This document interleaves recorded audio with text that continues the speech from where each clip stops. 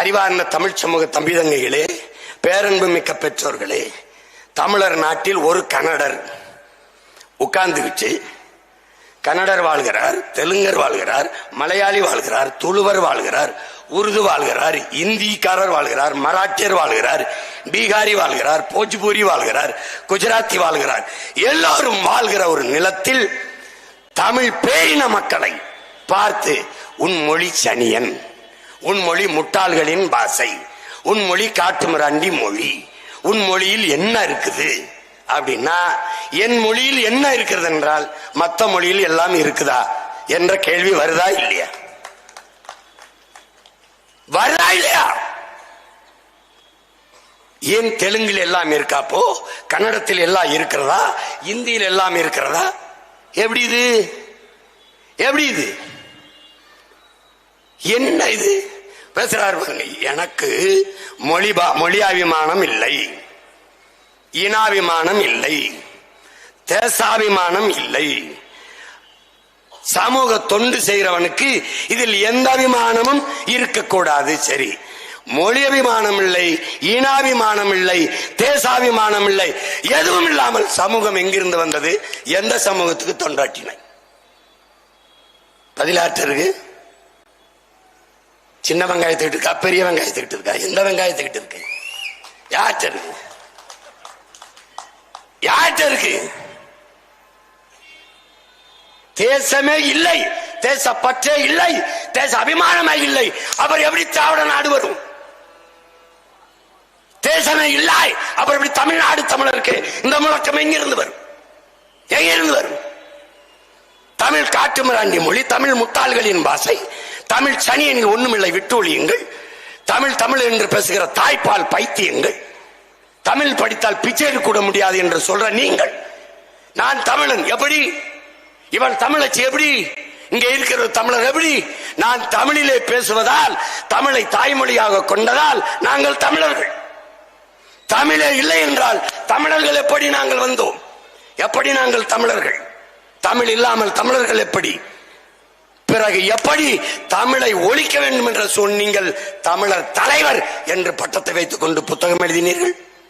எப்படி? யார் எடுத்த பதில் உண்டு?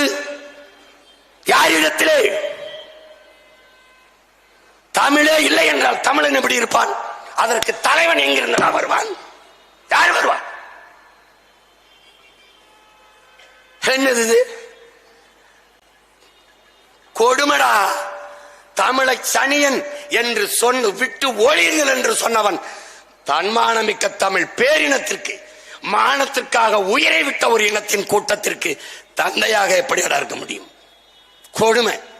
இந்த செயலுக்கு பிறந்தா பிக்காளித்தனம் என்று பேர் எங்க ஊர்ல. பிக்காளித்தனம்.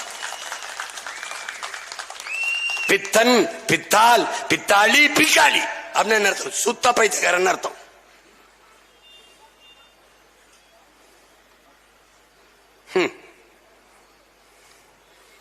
பார்க்கதானே போறேன். திடீர்னு பெரியார் பக்தர்கள் எல்லாம் கிளம்புறாங்க. பெரியார் இல்லாம, அவர் இல்லாம சமூக நீதியா, சமூக சீர்திருத்தமா? ஏய், இதெல்லாம் பேசிட்டு இருக்காத. நான் பேசிட்டு இதே மாதிரி மேடையை போட்டு பெரியார் செய்த சமூக சீர்திருத்தத்தை பூரா பேசு. பெரியார் பெற்று தந்த பெண்ணி உரிமையை பேசு. பேசுப்பா, பேசி. எனக்கு தெரியல, சொல்லிக் கொடு, கேட்டுக்கிறேன். யார் பேசுவா? பெரியாரை பேசுவாய். பெரியார் பேசியதை பேசுவியா? துணிவு இருக்கா? இருக்கா? யாருக்கு இருக்கு? வா இங்க வா. கடவுள் இல்லை, கடவுள் இல்லை, கடவுள் இல்லை, கடவுளை கற்பித்தவன் முட்டாள், கடவுளை நம்புகிறவன் பரப்புகிறவன் அயோக்கிய பையன், கடவுளை வணங்குகிறவன் முட்டாள். இப்படி பேசி பேசிவிடு. பெண்களுக்கு தாலி ஒரு அடிமை சின்னம், அறுத்தறிய சொன்னார் பெரியார். அதனால் அம்மா அக்கா தங்கச்சி கழுத்துக்கு தாலியா அறுக்கிறாரு, அறுக்க சொன்னார். பேசு. பெரியார் சொல்லியிருக்கிறார், அவருக்கு ஓட்டு போடுங்கள். காட்டு. துணிவு இருக்காடா? வீடு வீடுக்கு திராவிட முன்னேற்ற கழக தலைவர்கள் வீடு வீடுக்கு பெரியார் படத்தை காட்டி கொடுத்து ஒரு ஓட்டுக்களை, மான ரோசம் சூடு சொல்லாம என்ன மாய்த்துக்கிட்டா காந்தி படத்தை கொடுத்து ஓட்டு கேட்கிற? வெக்கம் இல்லாம. உங்களின் தலைவன் பெரியார் இல்ல, காந்தி. காந்திலனா மக்கள் எடுத்து விடுவான் உண்மையில் வாந்தி,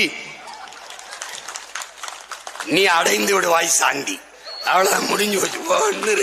ஒன்னு இருக்காது. நீ ஊசி போன பூந்தி என்னதுக்கு இது? போன அண்ணன் டி ராஜேந்திர மாதிரி நம்மளை மாத்தி விட்டுருவாங்க. இப்படி பேசாண்டா நம்ம வாக்க வாங்கி அதிகாரத்துக்கு வந்துட்டாங்க. ரொம்ப காலமா இதே இவர்கள் திட்டமிட்டு தமிழர்களை அழித்தார்கள். இன்னும் என் தம்பிகளுக்கு சொல்லிக் கொடுக்க கடமைப்பட்டிருக்கேன். தமிழர்கள் இங்க பாரு, சூத்திரர்கள். தமிழர்கள் நம்மை சூத்திரர்கள். பெரியார் பேசுறாருன்னு பேசுறான். எப்படி பேசுறான்? பெரியார் சொல்றாரு, உன்னே சூத்திரன் சொல்லிட்டானே, உன்னே தாசி மக்கள் சொல்லிட்டானே, உன்னே வேசி மக்கள் சொல்லிட்டானே. கடைசி மேடையில் பெரியார் பேசுகிறார், மூத்திர சட்டியோடு பேசுகிறார். நம் மீது சுமத்தப்பட்ட சூத்திர பட்டத்தை துடைக்க பேசுகிறார். எப்படி பேசுகிறார்? மேடையில் இருக்க பெரியவர்களே, முன்னாடி இருக்க தேவடியா மக்களே, யாரு பேசுறாருன்றாங்க. தாசி மக்களே, வேசி மக்களே, உங்களை சூத்திரனா விட்டுட்டு போறேன், பார்ப்பானோட வப்பாட்டி மக்களா விட்டுட்டு போறேனே அப்படின்னு. எந்த சாஸ்திரத்தில் இருக்குது பார்ப்பனர்களுடைய வப்பாட்டி மக்கள் தமிழர்கள் என்று எங்க எழுதி? தமிழர்கள் தான் சூத்திரர்கள் என்று எங்க எழுதி? எங்க எழுதி? இந்தோ ஆரியமும் சூத்திரர்களும் என்று புரட்சியாளர் அம்பேத்கர் எழுதியிருக்கிறது. யார் சூத்திரர்? யாரு? பிராமணன், சத்திரியன், வைசியன், சூத்திரன், பஞ்சமன். அது 4வது 5வது வர்ணத்தில் இருக்கிற பஞ்சமன் தான் ஆக கீழானவன். அவனை தான் இவர்கள் சூத்திரர் சொல்றார்.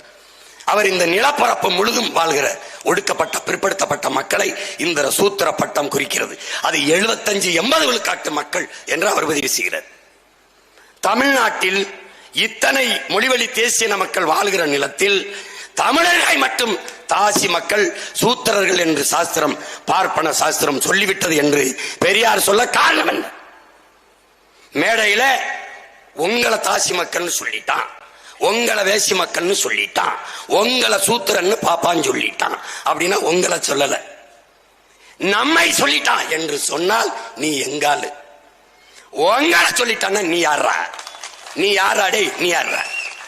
Who are you? Who are you, Mr. Ramasamy? Who are you? Who are you? எந்த சாஸ்திரத்தில் தமிழர்கள் தாசி மக்கள், சூத்திரத்தில் சூத்திரர்கள் என்று எழுது. அவன் சாத்திரத்தில் மூத்திரத்தை பேஞ்சு நான் 3000 ஆண்டுக்கு ஆயிடுச்சு. நீ எப்படி சொல்வ? என்ன எப்படி சொல்வ? எப்படி சொல்வ? நீ எப்படி சொல்வ? பார்ப்பனர்கள் நம்மில் கீழ் சாதி, இந்த கிறிஸ்தவர் இஸ்லாமியர் நமக்கு எதிரி என்றால் நம்மில் கீழ் சாதியார், உங்களில் கீழ் சாதியார்? இதான் நீங்கள் நிலைநாட்டு வந்த சகோதரத்துவம், சமூக நீதி, சமத்துவம், சாதிய ஒழிப்பு, தீண்டாமை ஒழிப்பா? பதில் இருக்கா? இந்த கூட்டம், இந்த குழு நமக்கு எதிரி என்றால் யாரா அந்த நமக்கு? அந்த நமக்கு யார்? இல்லவா? யார் அந்த நமக்கு? யார்? தமிழ் அது அழியக்கூடாது, தமிழை காப்பாற்ற வேண்டும், தமிழுக்காக உழைக்க வேண்டும், தமிழுக்காக உயிரே கொடுக்க வேண்டும் என்று ஒரு கூட்டம் அலைகிறது. அந்த கூட்டத்திடம் மற்ற மக்கள் எச்சரிக்கையா இருக்கணும். அது யாரு? மற்ற மக்கள் யார்?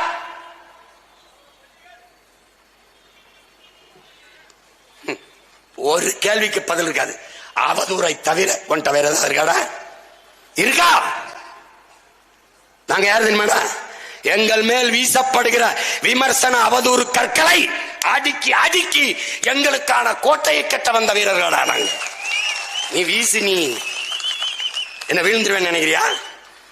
வீர திருமக்களே, வாருங்கள் 2026 தேர்தலிலே பெரியார் என்ற பெருந்தலைவர் செய்த சேவையை சொல்லி ஓட்டுக்கலாம். சரியான ஆண்மக்கள்.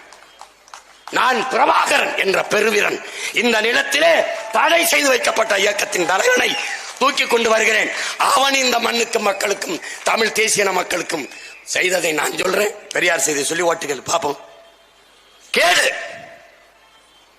சீமான் பெரியாரை எதிர்த்து பேசுகிறான், விமர்சிக்கிறான், திட்டுகிறான். அவனுக்கு ஓட்டு போடாதீர்கள் என்று ஒரு தடவை சொல்.